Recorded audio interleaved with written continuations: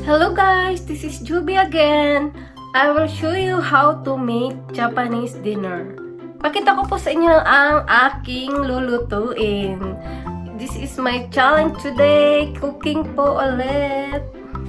Ang una ko pong gagawin ay adobo.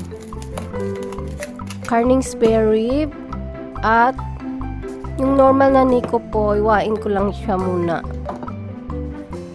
Lagyan ko po ng tubig at isa lang sa gasol at lagyan ng black pepper, black sugar,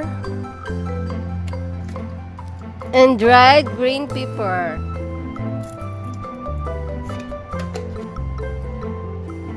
Garlic na pinupino. Ito lang po yung sahog niya guys. Tapos takipan na po natin. Tenaling po natin na kumulo at check po natin kung malambot na or okay na ba yung karne. Kung hindi pa, takipan natin ulit. Next po, gagawa po ako ng miso soup. Ihiwa po ako ng potato para panghalo ko. Una ko pong gagawin ay maglagay ng tubig, tapos ilagay ang potato na hiniwa. Dashi, gawa po siya ng dried fish. Then wakame po, gawa din siya ng dried seaweeds or sea leaves po. At pag kumulo na at malambot na ang sahog, ilagay po natin ang miso paste po na galing po ng beans. Make sure po na mahalo po yung paste, tapos okay na. Next po, check natin yung adobo kung malambot na ba yung karne. Mix po natin ng mabuti at titingnan natin yung lasa. So, lagyan ko po ng shoyu or toyo po para lalong sumarap ang ating adobo. At i-mix uli. Next po, gagawa po ako ng butter shrimp with asparagus po. Paghiwa muna ako ng asparagus na ganito ang size.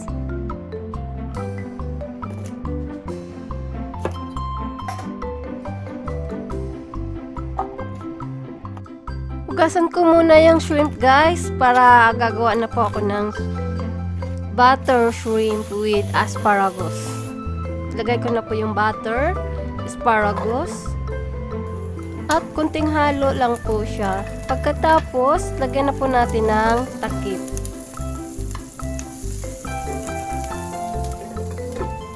Pag sa tingin mo ay okay na po yung asparagus, ilagay po natin ang shrimp.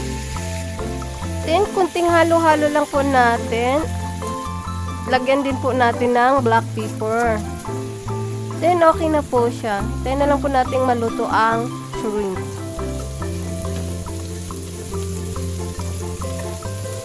Next po, gagawa po ako ng boiled pichay po. Yung sa atin po ay parang salada kung gagawin natin. Pero dito sa Japan style po ito. Kaya iba po yung sahog niya. Papakulo po ako ng tubig at lagay ko po yung pichay. Pag okay na yung pichay, sasalain ko po, tanggalin ko yung tubig. At hiwain ko na lang din po siya pagkatapos ko ng hugasan. Ganito lang yung size niya na gagawin ko. Next po, tamago tarako or fish egg with egg po ang gagawin ko. Yung laman ng fish egg po kasi kailangan ko pong tanggalin kasi mayroon balat. So, kailangan ko siyang gamitan ng wrap para lumabas yung laman. Or, kung gusto niyo po, kutsilyo pwede rin. Pero sa akin, gusto ko po yung wrap ginagamit. Mas madali para sa akin. Then, i-mix po natin yung egg fish at egg.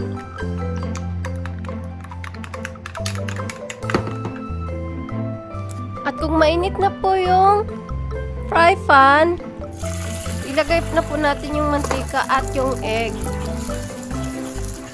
Then, i-mix po natin na mabuti. 4 na stick po ang gamit ko para masyado po siyang ma-mix. Hanggang maluto po siya guys. At kailangan po siyang i-mix ng mabuti para maging pinu-pinu po talaga siya. So, okay na po yung egg. Dinner is all ready guys.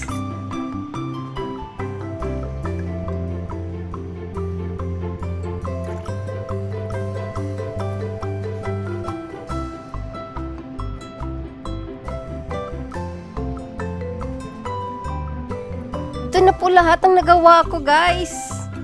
Itadakimasu! So ito guys, wala po kasi siyang lasa. Kasi nilaga ko lang siya. Lagyan ko po siya ng shoyu. Ilagay ko sa ibabaw. Paborito ko po ito. Sarap ng soup.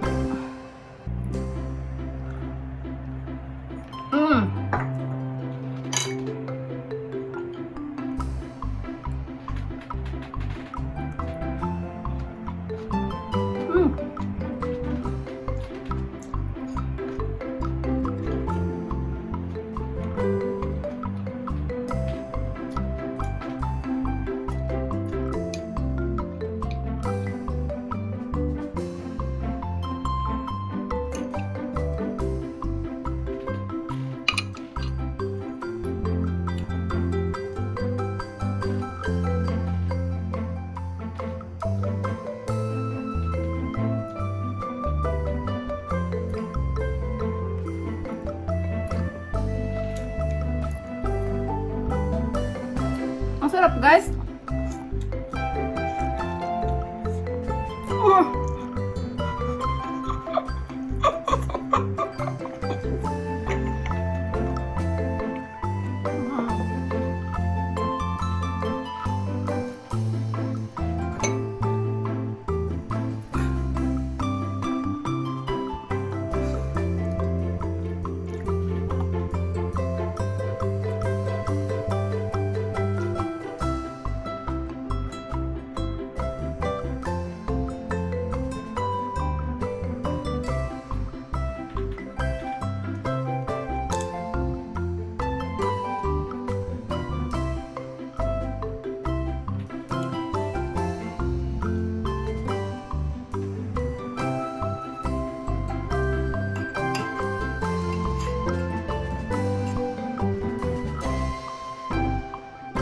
Susama dista, ang sarap talaga ng aking niluto today. Ganun po sa Japan, guys, pag nagluto.